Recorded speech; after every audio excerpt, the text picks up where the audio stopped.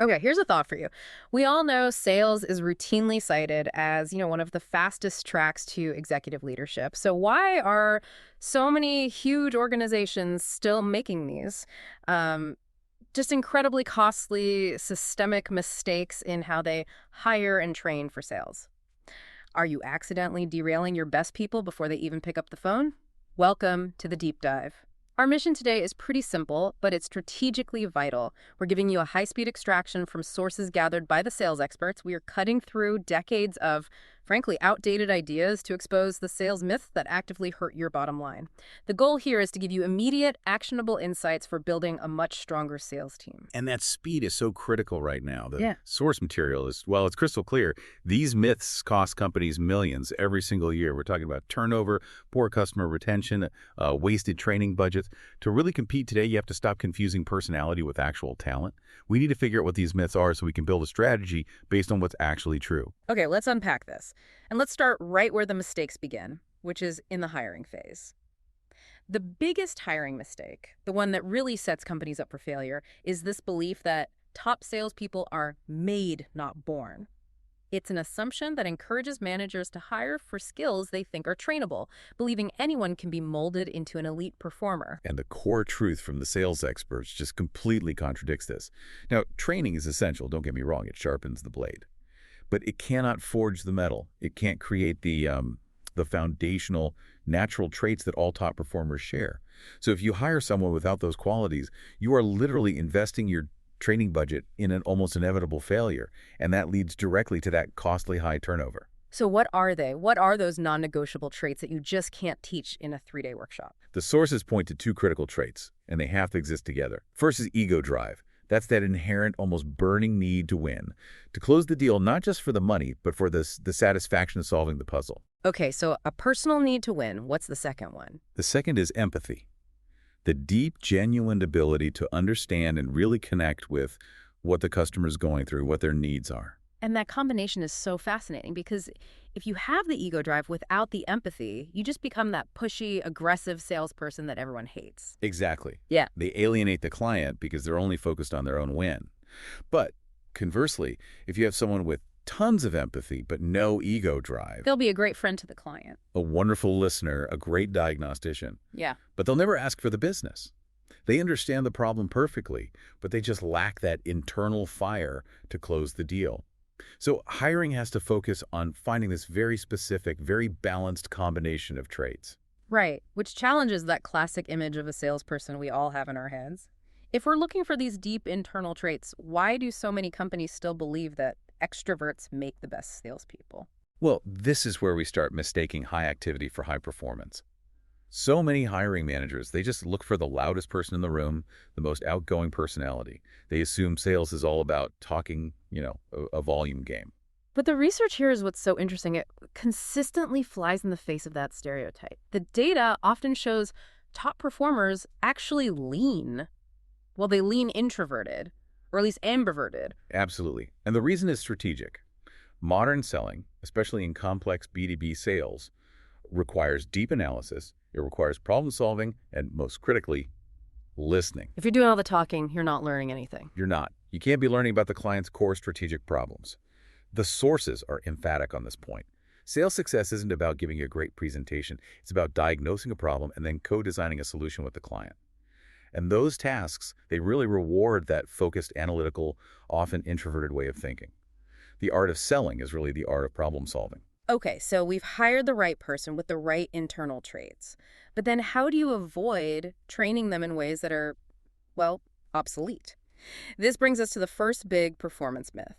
Let's talk about the assumption that great salespeople are strong closers. This myth is so dangerous. It encourages aggressive, high-pressure tactics that just don't work anymore.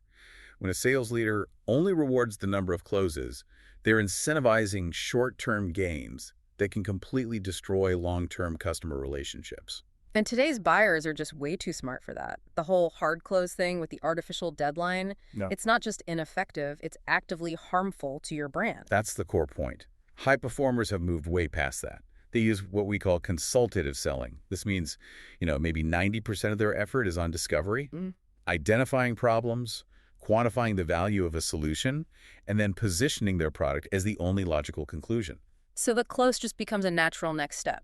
It becomes an administrative detail at the end of a valuable conversation. It's not a wrestling match. The takeaway for executives here seems pretty clear. If your training is all about closing techniques, you're teaching your people to fight a battle that, frankly, the buyers have already won. Which leads us right to the next training mistake, myth number 3. The idea that product knowledge separates good from great. This is a huge one for resource allocation. Now, obviously, product knowledge is important for credibility, but the sales experts argue it is rarely the driver of real success.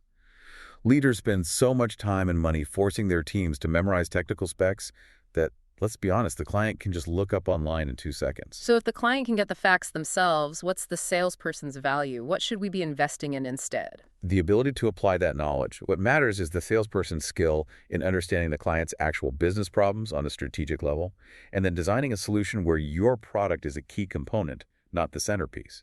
If your team is just reciting a product catalog, they are missing the entire point of their role. Facts don't sell. Solutions do. That's a huge strategic shift for anyone in charge of training. So the practical step for leaders is to shift that investment away from technical details and more toward advanced problem solving. Exactly. Advanced problem solving, client strategy, competitive analysis, and high-level relationship skills. And if you connect that to the bigger picture, you're investing in a higher level of thinking that translates directly into better account management and client retention. The long-term return is just so much greater.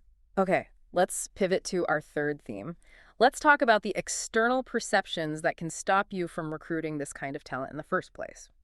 I'm talking about myth number 4. Sales is a low-status, low-income career. This myth is actively hurting the talent pipeline. It discourages so many ambitious young people. And yet, the counterfact is undeniable. Sales careers, especially in specialized B2B fields, are among the highest-paid professional jobs in the world. But it's more than just the money, right? It's a clear executive track. So many top CEOs started out in sales. How do the sources back that up? How do we fight that, the used car salesman stereotype? Because a great sales role develops the most critical executive skills. You learn strategic thinking, resource allocation, how to make decisions under pressure, and you're mastering human motivation. A top salesperson is essentially running their own little business. They're managing a P&L, handling complex relationships, negotiating with senior leaders. That is the definition of leadership training. We need to frame it as a career of choice, not a fallback. Precisely. Let's quickly touch on 2 related issues. First, the old idea that gender has anything to do with sales ability. Right. That's myth number 5. Yeah. And it's just a total organizational failure. The truth is, gender is completely irrelevant to sales success. The data shows success is defined by hitting goals, having that ego drive and empathy, and using a consultative process. Women are excelling everywhere, even in traditionally male-dominated fields like manufacturing, proving that it's performance metrics, not stereotypes, that matter. And finally, myth number 7. The idea that university graduates are actually prepared for a modern sales career. This is a big talent development problem that companies have to solve for themselves. Very few universities offer serious professional sales degrees. So graduates often come into the workforce with these really negative, outdated ideas about the job. It means your internal education programs have to be top-notch to counter that from day one. This has been a really critical breakdown of the myths that are just silently eroding profit for so many companies. So if we want to summarize the path forward for executives, the sales experts advise investing in 4 key areas. 1. Hire people based on that natural ego drive and empathy. 2. Mandate training in a real consultative sales process. 3. Prioritize advanced problem-solving and relationship skills over just product specs. And finally, you have to actively educate people that sales is a high-status, high-reward strategic career. When businesses stop chasing these outdated ideas and start actually developing real sales talent, the sustained growth, the lower turnover, they are just extraordinary. This isn't about a small improvement. It's about building a sustainable, high-value organization that's ready for what's next. And to leave you with one final provocative thought to consider. If the best salespeople are defined by their ability to listen and analyze business problems, not by their ability to talk, then what percentage of your current training budget is dedicated to silent observation and strategic consulting practice versus the time you spend on pitching and closing techniques? That number reveals exactly where your priorities really are. If you want to dive deeper into maximizing your investment and sales success, you can find the complete list of resources discussed today, including all the detailed insights from the sales experts, by visiting thesalesexperts.com. Go see what they have to offer.